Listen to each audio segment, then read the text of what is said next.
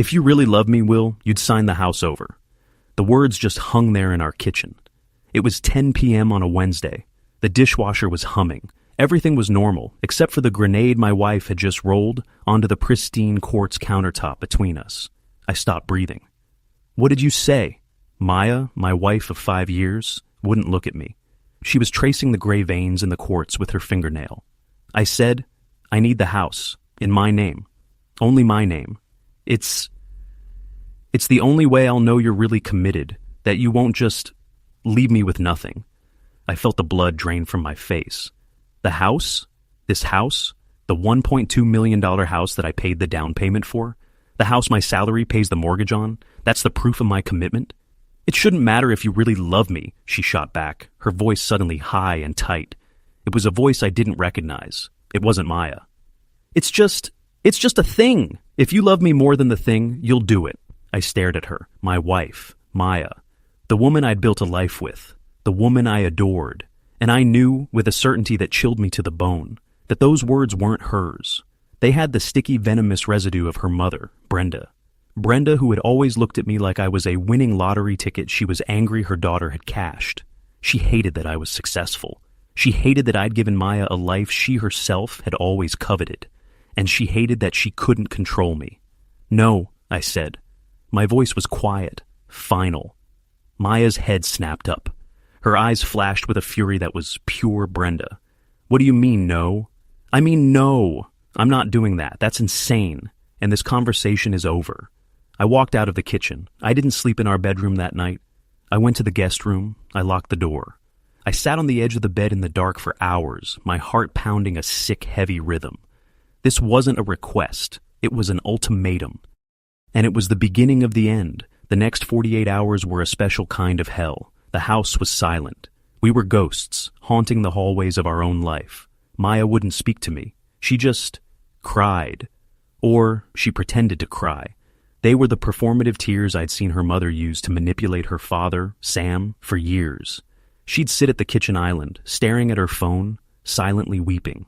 But when I'd try to talk, to reason with her, Maya, please, let's talk about this. What is this really about? The tears would stop. Her face would harden. There's nothing to talk about, Will. You either love me or you love your money. You've made your choice. I was losing my mind. This was the woman I loved. Was I the bad guy? Was I a monster for refusing to just give away our biggest asset? The doubt was eating me alive. I loved her. I really did. But this felt like a gun to my head. On the third night, I couldn't sleep. It was 2 a.m. The silence in the house was so loud it was deafening. I was lying in the guest bed, staring at the ceiling, when a thought hit me. A cold, clear, terrible thought. What if I say yes? What was her endgame? What happens after I sign? This wasn't a test of my love. It was a test of her loyalty. And I, God help me, had to see the answer. I got out of bed. I walked down the hall to our bedroom. The door was cracked open. She wasn't asleep. I could see her, a lump under the covers, the blue light of her phone illuminating her face. She was texting someone. Probably Brenda. I pushed the door open. She startled, fumbling with the phone. Will? What? Okay, I said. My voice sounded strange in the dark room. She sat up. What? I'll do it. I stepped into the room. You're right. It's just a house. You're my wife. You're everything. I'll call the lawyer in the morning. We'll start the paperwork. For a second, she just stared. Her face was blank. Then, a smile. A huge, brilliant, terrifying smile of pure, unadulterated victory. Oh, Will! She shrieked, scrambling out of the bed and throwing her arms around my neck. I knew it! I knew you loved me! I knew you'd do it! Oh, thank God! She was kissing my neck, my face. I was rigid. I felt nothing. Just ice. I was waiting. And then it came. She pulled back, still holding my face. Her smile was still there, but her eyes were swimming in a sudden new ocean of tears. And these were not the fake tears from the kitchen. These were real. I can't, she whispered. My heart stopped. What? I can't do it. She collapsed. She slid right out of my arms and onto the floor, pulling me down with her. She buried her face in my shirt, and she wailed. It was a sound I'd never heard from her. It was the sound of a soul cracking in half. "Maya, what's wrong?" I said, "Yes, I'll do it." No, you don't understand," she sobbed, her voice muffled. I'm so sorry, Will. I'm so sorry." She pulled back, her face a mess of tears and mascara. "It was Mom. It was all her idea. I knew it, but I let her talk. The dam was broken. She's been telling me for months that you were going to leave me, that you were too successful, and one day you'd just trade me in for someone younger, that you kept the house in your name as an exit plan. She said I was a fool." Her words tumbled out. "She said this was the only way to protect myself. She even gave me the name of a lawyer." I just stared, my blood turning to ice. "A lawyer? For what?" After you signed," she whispered, and she couldn't even look at me. She stared at the carpet. "After the house was in my name, I was supposed to file for divorce and sue for division of assets. She said we could get the cars and half your stocks." She broke down again.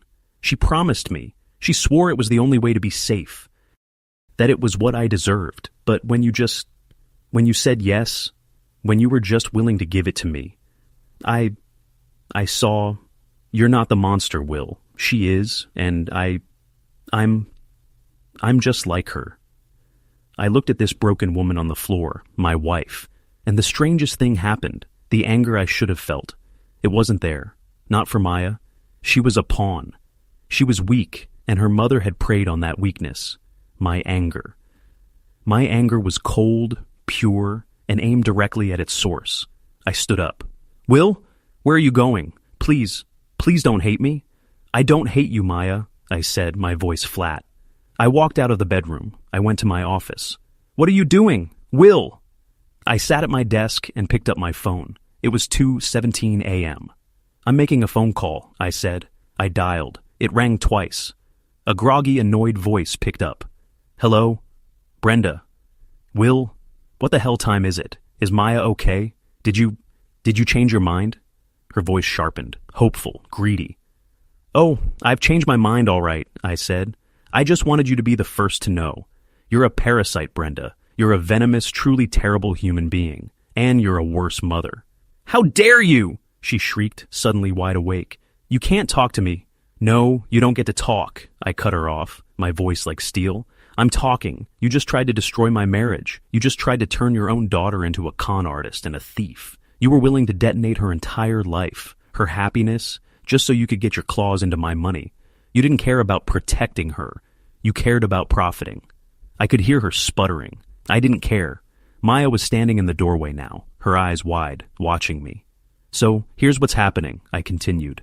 "Maya is packing a bag. We're leaving, tonight, and you are never going to see her again. You're done. You don't get to speak to her. You don't get to text her. You are cut out. For good." "You can't do that. You can't just take her." "Oh, Brenda, you still don't get it. You were the only thing keeping us here. The only thing. I got a job offer 6 months ago, in Oregon. A better job, a bigger opportunity, a chance to get out of this ridiculous, overpriced town. And I turned it down. I turned it down for one reason, so Maya wouldn't have to leave you and her father.